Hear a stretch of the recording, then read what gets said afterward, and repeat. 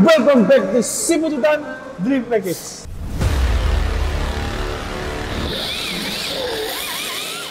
Before we start, this content is brought to you by GNT. Buat kalian semua, pastiin kalian download link yang ada di deskripsi. Dari situ kita bisa dapat diskon hingga 50%. Kita bisa dapat kesempatan untuk memenangkan Wuling LEV. Kita juga berkesempatan untuk mendapatkan banyak hadiah lainnya. Di samping itu kalian juga bisa melakukan pick up order. Jadi nggak perlu repot-repot. Kita kirim barang ke Drop Point, jadi langsung diambil. Lanjut. Kali ini kita berkesempatan ngobrol sama Ko John Lee. Ya. Apa kabar Ko John? Baik. Baik. Ngobrol apa ini? Mau ngobrol apa? Jadi Ko John ini adalah salah satu dari driver kita ya. Di sini kita akan membedah mobilnya Ko John Lee. Jadi sudah siap mobilmu dibedah? Sudah. Ya. Pisau bedahnya mana? Kita mulai dari bodi dulu. Ini bodi pakai bodi apa ini Ko John? Supra A90 ya? A90, ha? Keluaran merek apa ini Ko John? Mungkin tim C ya? Tim C. Iya. Kenapa kok milih bodi ini Ko John? Ya pingin aja Supra. Bokongnya pendek. Bokongnya pendek, Sempit. jadi buat dressing nyaman banget ya. Agak nyaman. Ya. Depannya juga aero banget ya. Ya. Pemilihan bodi di mobil-mobil GNT Express Racing ini ya, semua liverinya yang kita pilih itu haruslah menggunakan bodi yang battle proven ya. Bodi yang combat kalau kita bisa bilang. Jadi salah satu bodi combat itu yang bisa kalian pilih adalah Supra ini. Ini cakep banget, keren banget. Memang enak banget dibuat combat. Dan lebarnya ini juga lebar ya. Lebar banget. Nah, lebar itu mengikuti perkembangan rangka hari ini itu kan melebar semua. Ya, cenderung lebar. Settingan lebar.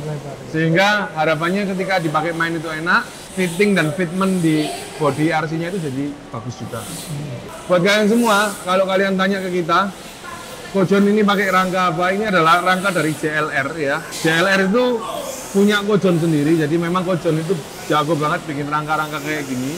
Di sini kalian jangan tanya kenapa kok ini dibuat seperti ini, nanti topiknya akan panjang dan dalam, akan ribet. Jadi kita persingkat, sasis ini tipikalnya sasis yang flat atau yang rigid? Flat. Sebelumnya desainnya memang flat. Tapi karena kebutuhan track, lama-lama saya rigidkan. Tapi masih termasuk flat ya. Masih termasuk flat. Kenapa Ko John kok pilih sasis itu flat, gak rigid? Lebih gampang dimainin. Lebih gampang cari traksi, kompromi lah. Kita salah di tangan, telat gas, telat rem, telat belok, mobilnya nggak goyang. Masih nggak goyang ya? Iya. Ya, jadi salah satu kelebihan mobil flag itu adalah mobil ini lebih mudah dikendalikan. Ya. Jadi buat kalian semua yang pakai beberapa tipe RC ya, di situ kan ada upgrade untuk merubah karakteristik bodi, entah tambah flag atau tambah rigid. Ya. Panduannya jadi kalau nggak jago-jago amat atau mudah panik ya, itu lebih baik pakai yang flag ya. Ya, saya sarankan beginner belajar dengan flag. Gitu. Ya, akan lebih gampang. Nanti kalau udah battle, mau mulai mobilmu harus agresif, mungkin pelan-pelan dikakuin. Pelan-pelan dikakuin. Dalam hal ini sobat, untuk seri custom ya, yang mana semua ini kan bisa di custom, bisa di hop up ya. Ada hop down juga, ada hop up, tapi rata-rata kan hop up. Lebih mudah itu merigidkan mobil flag daripada memflagkan mobil rigid. Betul. Nggak melulu harus menggunakan karbon ya. Nggak melulu. Plastik pun juga flag kok. Ya, jadi di situ adalah poin penting yang saya setuju banget ya. Jadi kalau memang kalian itu suka dengan handling yang mudah, itu harusnya menggunakan sistem yang flat. Untuk servo ini Ko John, servo pakai apa Ko John? Saya pakai Savok. Servo pakai Savok. Kenapa kok pakai servo Savok? Ini sebenarnya ya asal ada aja. Asal ada. Kemarin pakai Revdi 2 kali bermasalah. Goyang-goyang terus sering mati, setelah sekian detik mati, nyala lagi. Sampai sekarang nggak tahu masalahnya di mana. Jadi di rumah ada Savok, saya pakai, aman. Nggak masalah. Savok ini bisa diprogram juga? Nggak bisa. Nggak bisa ya? Servo jadul. Kalau yang baru saya nggak tahu ya. Nggak bisa. Belum ada ya? Nggak bisa. Jadi ada beberapa servo dengan peruntukan heavy duty itu yang memang mengunci diri tidak bisa diprogram seperti Savok, Holmes itu rata-rata tidak bisa diprogram. Tapi memang dia adalah servo yang heavy duty. Heavy duty bagaimana? Servo itu kuat. Servo itu kuat, tapi nggak sembarang kuat. Servo itu kuat, responnya cepat, tingkat presisinya tinggi. Minusnya cuma satu, servonya mahal. Iya, Savok ini termasuk merek bagus loh untuk touring. Savok itu sangat bagus untuk touring, untuk adventure. Iya. Rata-rata pakai Savok lah ya. Iya, speknya tinggi dan macam-macam. Ini ada yang spek cepat, ada yang spek kuat. Iya. Ini termasuk 0, berapa detik gitu loh. Ya, di table chart-nya itu bisa kalian lihat. Nah, salah satu pelopor servo dengan kualitas cukup baik itu Savok ya. Jadi meskipun pabrikannya Cina ya, bukan Europe, tapi dia memang kompeten sekali. Jadi dia memang punya pabrik sendiri. Saya pikir Europe. Ya, Cina lah. Cina, Taiwan. Nah, jadi bagus. Jadi dia itu punya pabrik sendiri. Bandel. Nggak rusak. Untuk Zero pakai apa ini Kujun? Yokomo V3 versi 3. Yokomo V3. Kenapa kok pakai Yokomo V3? Ya adanya ini. Adanya ini. Kemarin pakai V1, orang bilang jadul. Saya ganti V3, nggak ngerasain bedanya. Nggak ngerasain bedanya. Jadi lebih kurang tidak terlalu banyak berbeda antara V1 dan V3. Iya, saya sendiri nggak bisa bedain. Kenapa nggak pakai Zero yang kekinian seperti Revo, Rev D itu? Pertama mahal. Terus ya terlalu banyak settingan ya. 1 sampai 6 ada itu. Ada profile. Iya, jadi nambahin settingan lagi, jadi bingung. Ini pakai ini nggak usah mikir lagi udah. Customable ya, customable itu adalah kemampuan untuk banyak profile. Itu kadang menguntungkan tapi kadang juga merugikan buat sebagian banyak orang. Ada yang suka banyak parameter, ada yang suka tidak terlalu banyak parameter.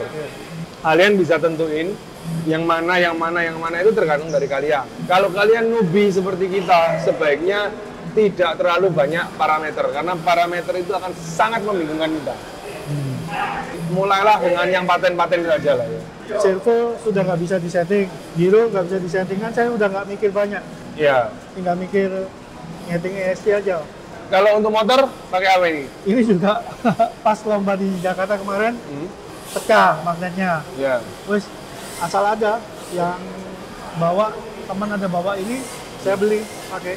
Cocok juga. Cocok. Merek apa, merek mahal saya nggak bisa rasain bedanya. Apa gunanya? Motor di sini menggunakan salah satu motor basic ya. Ini adalah motor dari Hobbywing dengan merek Jastok.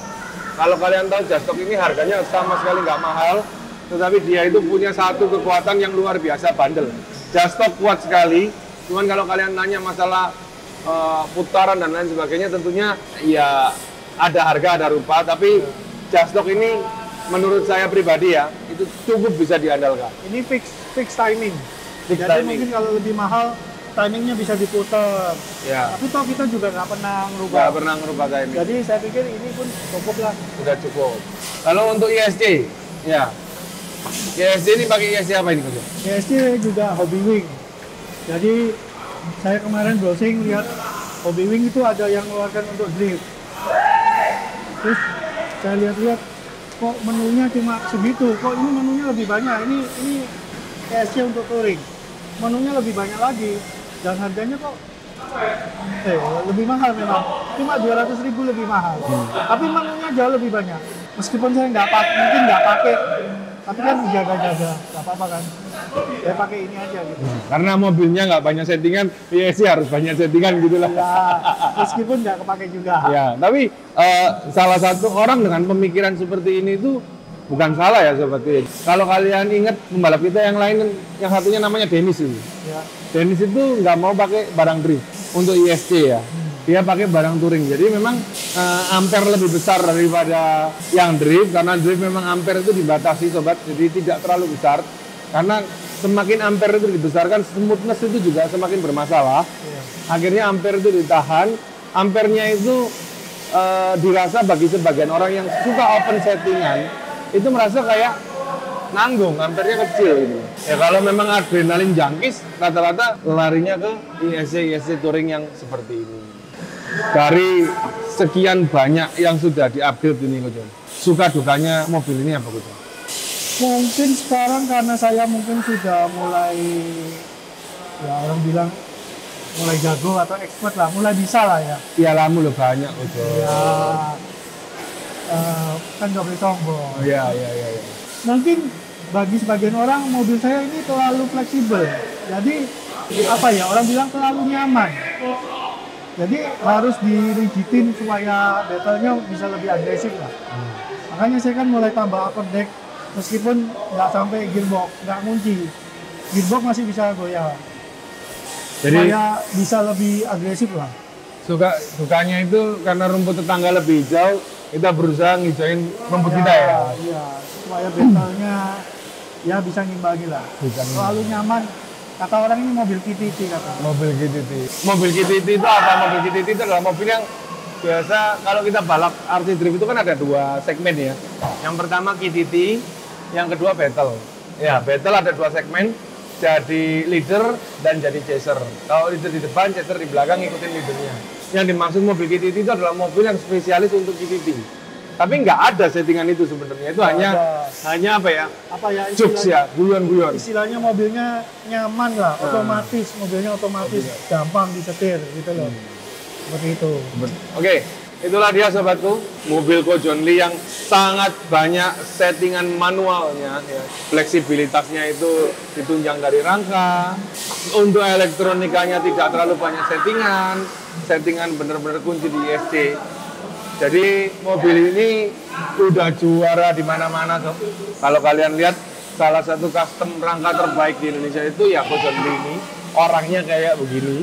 Dari sini itu kalian bisa menimbang dan melihat sendiri sebaiknya itu harus bagaimana.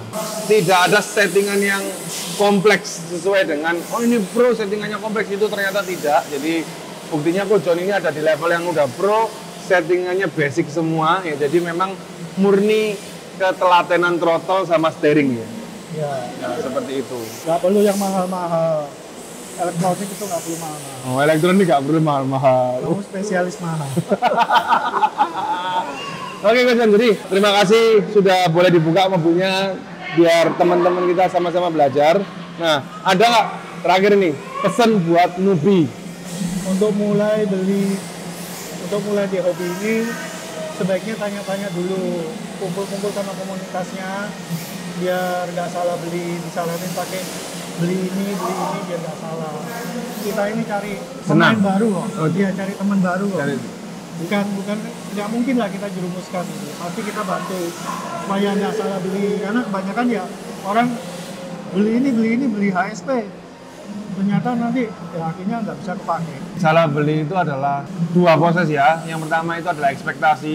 Kadang itu kita berekspektasi kalau di YouTube itu misalnya masak telur itu pakai daun aja bisa. Buktinya ada yang bisa gitu ya. Tapi yang bener kan masak telur ya pakai panci atau pakai kompor. Nah, di situ kalian jangan salah ekspektasi. Kalian harus benar-benar lihat real. Maksudnya kumpul itu kalian lihat real mobilnya, bukan dari sekedar oh aku pakai ini rasanya begini, no. Jadi itu apa ya, kalian harus coba, kalian harus tahu driving stylemu kayak gimana. Dari situ kalian baru menentukan porosnya. Kalau kalian bingung, belilah merek yang spesialis drift, yang rangkanya plastik. Kalian nggak usah oh itu masih plastik, aku tak beli yang ini bekas tapi karbon. Lebih baik semua dimulai dari plastik.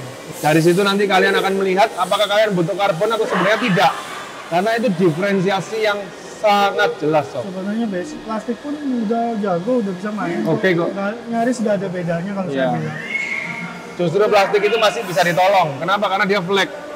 Kurang keras, kurang rigid, ganti karbon. Nah, kalau kalian udah pakai yang karbon semua, masa di downgrade? Ketika kita downgrade, kalian membeli spare part original dari merek, mahal harganya. Jadi berpikirlah dari bawah, step by step, pelan-pelan. Oke sob, sekian dulu dari kita. Terima kasih buat kalian yang udah nonton. Pastiin kalian subscribe, nyalain lonceng biar gak ketinggalan update-nya, and never comment for everything you want to us. Bye-bye.